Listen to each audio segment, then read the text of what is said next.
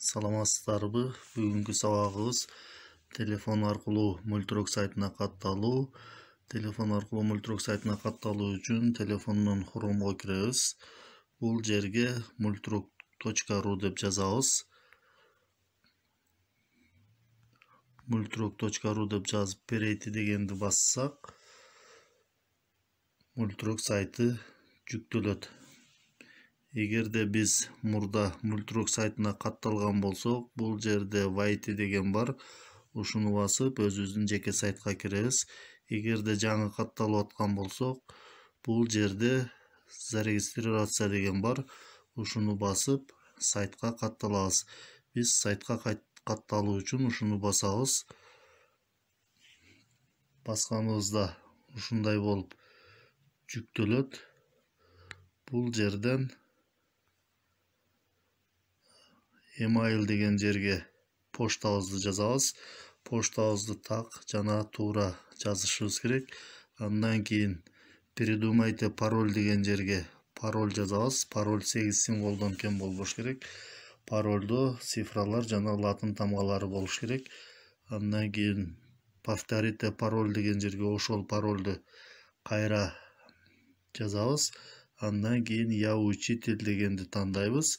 Андан кийин төмөн жакта получить свой сайт дегенди басышыбыз керек. Төмөн жакта аз кайра көрсөтөйүн. Төмөн жакта получить свой сайт деген турат. Жашыл болуп, ошону бассак, сайтка катталабыз. Кээ бир учурда телефондон катталуу кыйын болот. Ушул получить сайт дегенди басканыбызда биз сайтка катталабыз. Телефондон катталуу кыйын болсо, ноутбуктан катталып, анан телефон аркылуу кирсек болот. Сайтка катталганыбызда бул жерден бизге ID номер берилет. Биз өзүбүз жөнүндө маалымат толтургандан кийин ушул ID номердин ордунда өзүбүздүн аты жөнүбүз чыгып калат.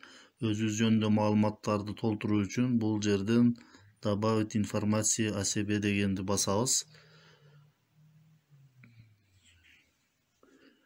Сайт азыр жүктөлүп атат. Ушундай болуп жүктөлөт.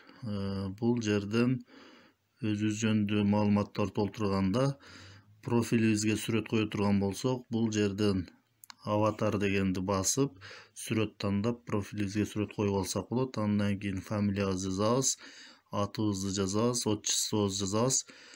Андан кийин пол тандайбыз. Бул жерге туулган күнүбүздү, айыбызды, жылыбызды жазабыз. Туулган күндү жазганыбызда ошо күнүбүздү, айыбызды, жылыбызды жазганда ортосуна сызыкча коюп жазабыз. Должность деген жерге кызматыбызды жазабыз. Место работы деген жерге иштеген мектебибизди жазабыз. Андан кийин бул жерден телефон деген жерге жазабыз. Андан кийин страна деген жерге өлкөбүздү жазабыз. Город деген жерге область, район же шаарыбызды жазабыз. Андан кийин төмөн жакка барып, сохранить дегенди басып коебуз. Басканыбызда бизде бул жерде профилибизде аты жөнүбүз жана сүрөтүбүз чыгып калат.